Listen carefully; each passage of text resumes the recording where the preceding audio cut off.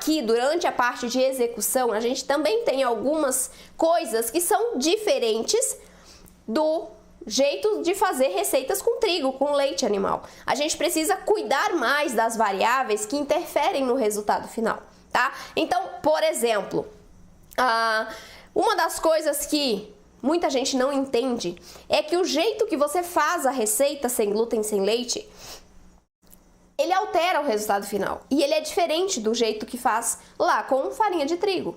Eu vou te trazer um exemplo que é um dos métodos utilizados, tá? Dentro da nossa confeitaria e panificação sem glúten e sem leite, e que eu uso em algumas receitas, tá? Principalmente de bolo, principalmente de pães também eu uso esse método. Mas, quando a gente aplica um método do jeito certo, entendendo como fazer aquela mistura de ingredientes, a nossa chance de acertar ela é quase 100%.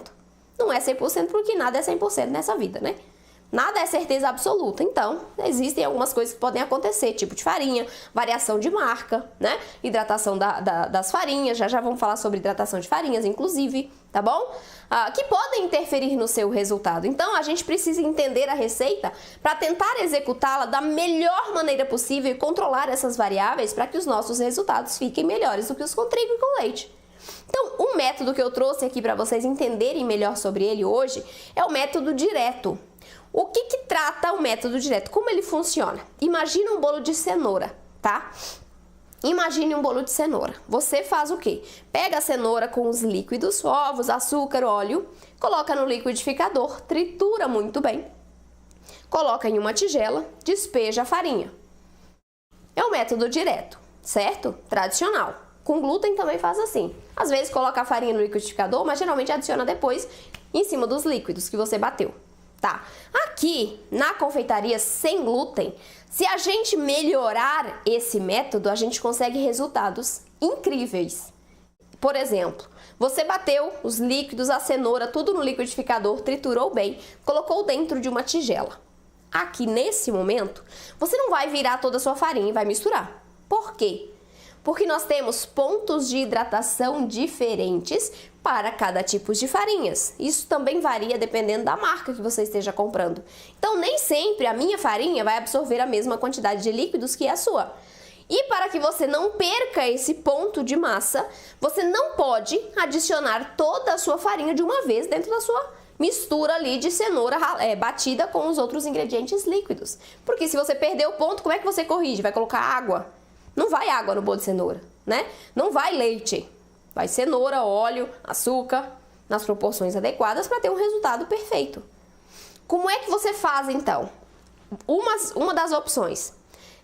Uma das opções, não. Você vai fazer desse jeito aqui. Depois tem um plus para você melhorar ainda mais esse resultado. Você colocou os seus líquidos em uma tigela. Você vai colocar as farinhas misturadas já previamente aos poucos, tá? Dentro dessa massa e vai misturando com um fouet, com uma espátula, até incorporar muito bem.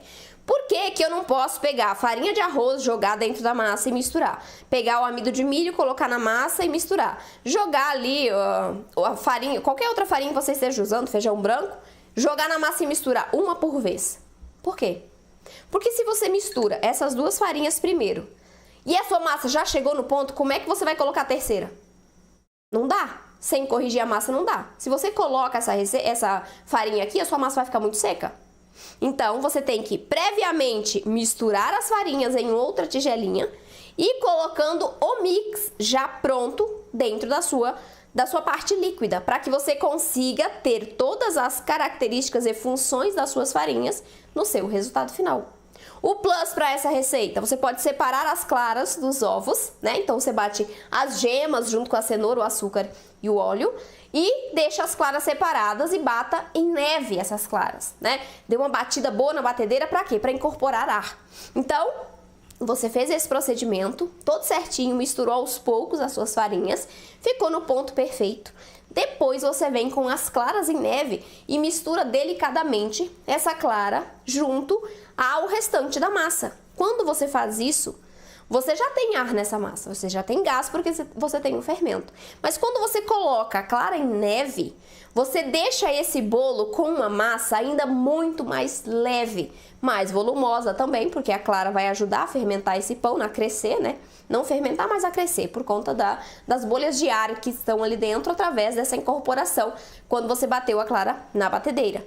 Então, quando você faz esse processo, você tem um plus na massa. Você tem uma massa mais fofinha, mais leve, que cresce mais por conta desse detalhe. Você colocou a clara batida em neve no final e na hora de misturar o mix de farinhas aos líquidos, você misturou o mix aos poucos. Senão você pode correr um grande risco de perder essa receita. Vai colocar farinha demais, vai ficar seca. Seu bolo não vai crescer bem, vai ficar embatumado, pesado, seco, vai esfarelar com muita facilidade, porque você colocou farinha demais. Ponto de hidratação. Isso você precisa observar dentro das suas massas. Cada massa vai ter um ponto diferente.